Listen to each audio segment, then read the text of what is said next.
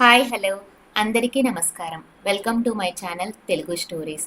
ఈరోజు నా మనసుకు నచ్చిన ఎంతో అద్భుతమైన చక్కటి కథతో మీ ముందుకొచ్చాను. ఈ కథ వినే ముందు ఈ ఛానల్ని సబ్స్క్రైబ్ చేసుకోకపోతే తప్పకుండా సబ్స్క్రైబ్ చేసుకొని బెల్ ఐకాన్ని యాక్టివేట్ చేసుకోండి. ఇక కథను ప్రారంభిద్దాం. ఆమె పేరు మాధవి. వయసు కేవలం 28. కానీ గత సంవత్సరాల భారాలు ఆమెను వయసు కన్నా చాలా ముందుకు నెట్టేశాయి. కిటికీ బయట వర్షపు చినుకులు పడుతున్నా శబ్దం ఆకాశం కూడా బాధతో ఏడుస్తున్నట్లే ఉంది. మాధవి పాత దుప్పటి తలపై వేసుకుంది. పర్సులో కొద్దిగా నాణాలు వేసుకుని బయటకు బయలుదేరింది. తలుపు మూసే ముందు ఒక పాత ఫోటో ఫ్రేమ్ మీద ఆమె చూపు పడింది. ఆ ఫోటోలో ఉన్నది ఒక వ్యక్తి. పక్కపక్కన నిలబడి ఇద్దరు చిరునవ్వులు చిందిస్తూ ఉన్నారు. అతడే కిరణ్, ఆమె యొక్క మాజీ భర్త. అతనితో ప్రేమ పంచుకొని పెళ్లి చేసుకుంది. కానీ జీవితంలోని కఠినమైన మలుపులలో ఆమెను వదిలేసినవాడు అతడు. 3 సంవత్సరాల కిందట హైదరాబాదులోని రద్దీ వీధుల్లో ఒక చిన్న కేఫ్లో వారి యొక్క మొదటి పరిచయం ఏర్పడింది. కిరణ్ ఒక మార్కెటింగ్ కంపెనీలో సీనియర్. మాధవి కూడా అదే కంపెనీలో కొత్తగా జాయిన్ అయింది. మొదట పని మీద మాట్లాడుకోవడం వారిద్దరి మధ్య మొదలైంది. తర్వాత చాయ్, కాఫీ, సినిమాలు, చివరికి ఇలా పెళ్లి తర్వాత ఆరంభంలో అన్నీ బాగానే ఉన్నా క్రమంగా పరిస్థితులు మారాయి. కిరణ్ బిజినెస్ దెబ్బతిన్నది. డబ్బు కొరత, సంబంధాలు పునాదులు కదిలాయి. చిన్న చిన్న విషయాల మీద గొడవలు మొదలయ్యాయి. ఒకరోజు కోపంతో కిరణ్ అన్నాడు, నిన్ను నా జీవితంలో తీసుకురావడమే నేను చేసిన అతిపెద్ద తప్పు అని. ఆ రాత్రే ఏమీ చెప్పకుండా మాధవి చిన్న బ్యాగ్ తీసుకుని తన పుట్టింటికి వెళ్ళిపోయింది.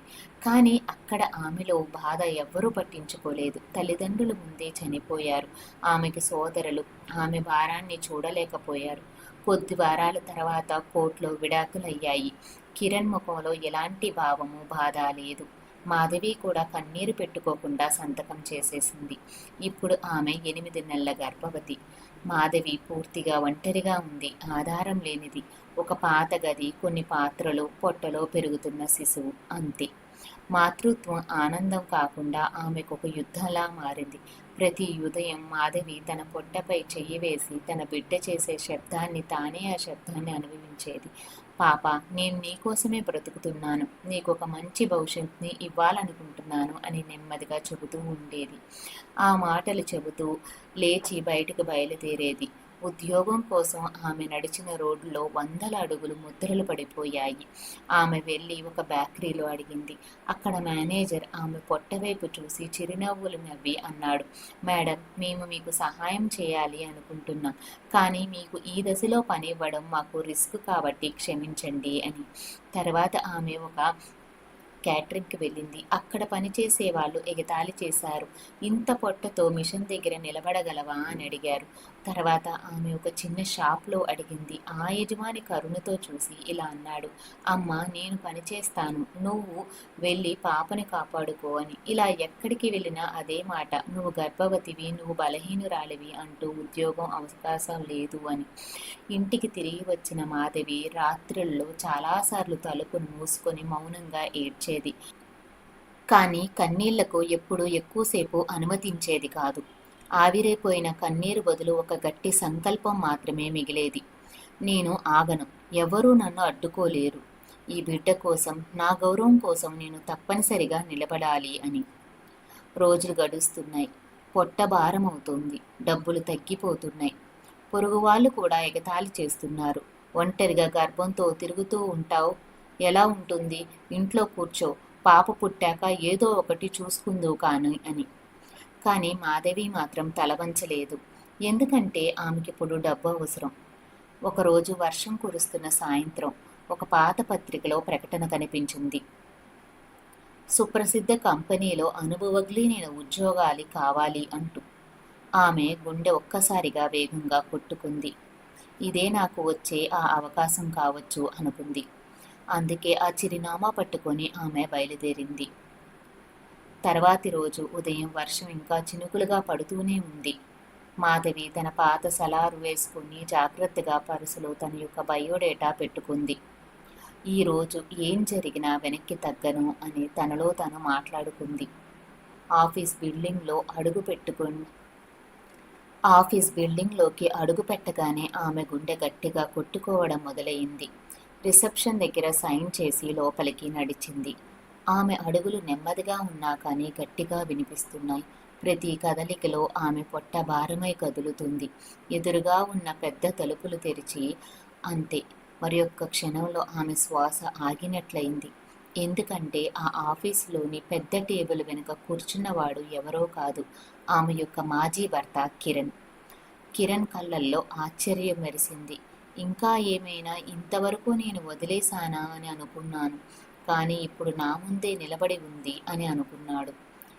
అతడిని చూసి మాధవి కళ్ళల్లో ఒక్క క్షణం గందరగోళం.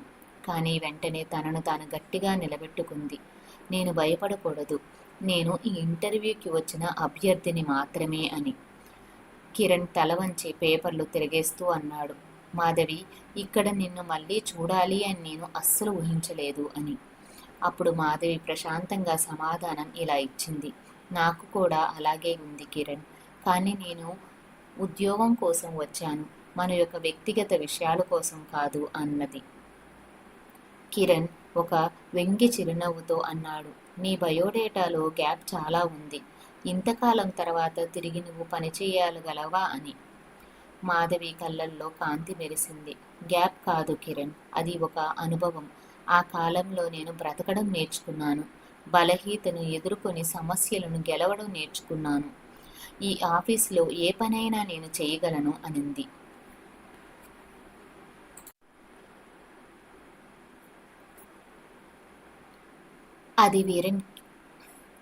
అది విని కిరణ్ ఒక క్షణం నిశ్శబ్దంగా కూర్చున్నాడు.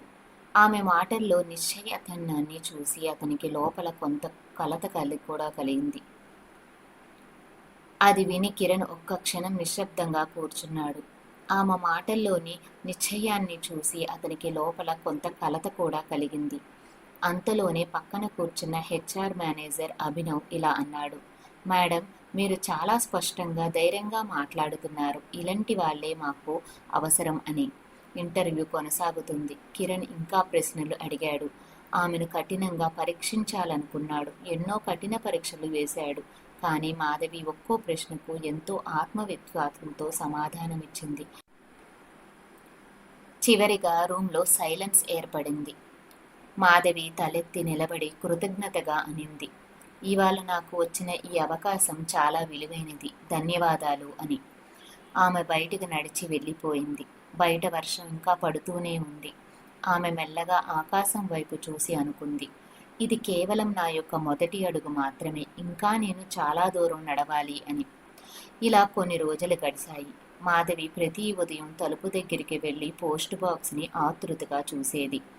తన కోసం ఎవరైనా ఫోన్ చేస్తారా, లేక ఏదైనా లేఖ వస్తుందా అన్న ఆలోచనతో మాత్రమే ఆమెలో అట్లా చూస్తూ ఉండేది. మరియు ఆమె ఎదురు చూసిన ఆ రోజు రానే వచ్చింది. ఒక తెల్ల కవర్లో ఓ లేఖ. గౌరవనీయులైన మాధవి గారు, మీ ఇంటర్వ్యూలో చూపిన ధైర్యం, ప్రతిభ మాకు నచ్చింది. మా కంపెనీలో మీరు ఎంపికయ్యారు. రేపటి నుంచి వచ్చి జాయిన్ అవ్వగలరు అని. ఆ లేఖ చదివిన క్షణం మాధవి కళ్ళల్లో ఆనంద బాష్పాలు. దేవుడా, నేను దీనికోసమే ఎంతగానో కష్టపడి ఉన్నాను, నువ్వు నాకు నిలబెట్టావు అని అనుకుంది. తర్వాతి రోజు ఆమె కొత్త ఆఫీస్కి అడుగుపెట్టింది. పెద్ద బిల్డింగ్, వెలుగుతున్న లైట్స్, క్యూబ్కల్స్ అన్నీ కూడా చాలా కొత్తగా కనిపించాయి. కానీ ఆమె హృదయంలో ఒకే మాట, ఇక్కడే నేను నా కొత్త జీవితాన్ని మొదలుపెట్టాను అని. ఆమెకు మొదటి రోజు సహాయం చేసిన వారు హెచ్ఆర్ మేనేజర్ అభినవ్. తర్వాత ఏం జరిగిందో నెక్స్ట్ ఎపిసోడ్లో చూద్దాం. ఈ వీడియో కనుక మీకు నచ్చినట్లయితే తప్పకుండా నా ఛానల్ని సబ్స్క్రైబ్ చేసుకొని నాకు సపోర్ట్ చేయండి. ధన్యవాదాలు.